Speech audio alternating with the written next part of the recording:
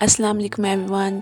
आज का व्लॉग होने जा रहा है मेरी बेस्टी के साथ। 3 जनवरी को थी मेरी बेस्टी की आमीन एंड शी इनवाइट्स मी कि मैं वहाँ पे आऊँ। से नाश्ता करने के बावजूद जो वक्त उसने दिया था उससे लेट उसके घर पहुँची और उसने मुझे बताया कि उसने मुझे टाइम जल्दी का दिया था ताकि वो मुझे रेडी कर सके। जैसे कि सब जानते हैं कि मुझे मेकअप करना बिल्कुल नहीं पसंद, तो मेरी बेस्टी ने कहा कि आज वो मुझे तैयार करेगी और बिल्कुल अपने जैसा बना के साथ लेके जाएगी। कि अजनबी अलाउ नहीं थे तो उसने मुझे एज अ कज़न इंट्रोड्यूस करवाया अपनी फ्रेंड्स के साथ और अपनी बाजियों के साथ। यहाँ पे उसने मेरा मेकअप किया और साथ में वैसा हिजाब किया जैसा उसका मदरसे में अलाउ है। उसके बाद मीरा के पापा की बाइक आगे आगे और हमारी बाइक पीछे पीछे, तो हमें टोटली आइडिया नहीं था कि हम कहाँ जा रहे हैं। जब हम लोकेशन पे पहुंचे तो हमें मालूम हुआ कि ये तो हमारे घर के बिल्कुल पास है। पहुंच के इसने मुझे सबसे इंट्रोड्यूस करवाया। माशाल्लाह यहाँ पे सब बहुत मिलनसार थे, सब बहुत अच्छे थे। सबसे पहले इसने मुझे अपना मदरसे का स्टॉलेट दिया। क्योंकि मदरसे में फ़ोन अलाउ नहीं था तो मेरे पास छुपाने के लिए कोई जगह नहीं थी, इसने मुझे अपना कोड दिया ताकि मैं फ़ोन छुपा सकूं। और मैंने भी उनकी कुछ पाबंदियों का एहतराम करते हुए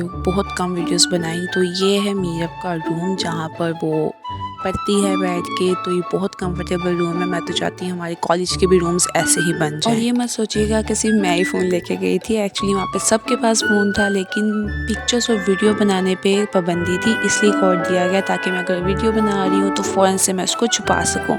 यहाँ पे मीरब अपनी आमीन के लिए स्टेज पे जाके बैठी हुई थी और मीरब को बिल्कुल बर्दाश्त नहीं हो रहा था कि मैं पीछे बैठी हूँ। इसने आगे जगह बनाई और मुझे बुलाया आगे।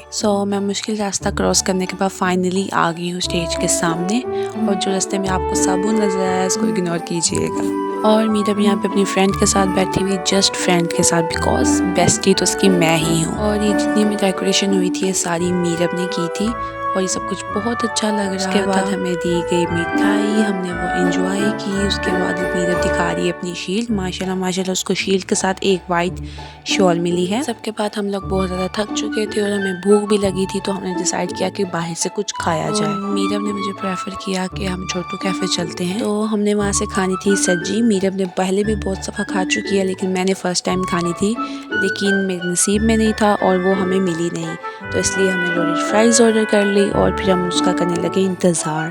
देखिए इसने मुझे कैमरा ऑर्डर बदतमीज़ सही है, तो मसमीज़ सही है चले। और यहाँ पे आ गई है हमारी गर्मा गर्म लोडेड फ्राइज़। ये बहुत ज़्यादा गर्म थी और उतनी ही मज़ेदार थी, लेकिन इसमें एक कमी थी और ये थी कि ओवर कुक्ड हुई थी और नीचे से जली हुई थी। मुझे तो बहुत अच्छी लगी, लेकिन मेरे भाई के लिहाज से रिव्यू अच्छा नहीं था क्योंकि उसको बिल्कुल पसंद नहीं आई। निकले कैफ़े से बाहर, हम बहुत ज़्यादा लेट हो चुके थे। फिर हमने मीरब को किया उसके घर पर ड्रॉप।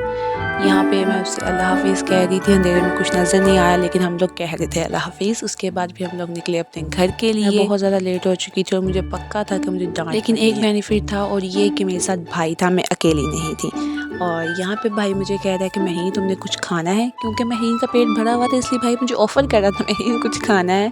तो मैंने कहा नहीं आज नहीं, किसी और दिन तुम्हें लूटा जाएगा। हाँ, जब मैं छोटू कैफ़े में बैठी हुई थी तो मुझे मतीन भाई की कॉल आई। उसने पूछा कहाँ हो, मैं कहा छोटू कैफ़े में। तो कहने लगा तुम्हें कोई बड़ा कैफ़े नहीं मिला। बाय द वे जब मैं घर गई तो मतीन भाई नगेट्स लेके आए हुए थे, भी भाभी ने उनको फ्राई किया और फिर मैंने नगेट्स एंजॉय किए। यहाँ पे अब्दुल्लाह मेरे से नगेट्स लेने की कोशिश कर रहा है, तो आप मुझे बताएं कि आपको आज का मेरा व्लॉग कैसा लगा। अगर अच्छा लगा है तो चैनल को सब्सक्राइब कर लें। अल्लाह हाफिज़।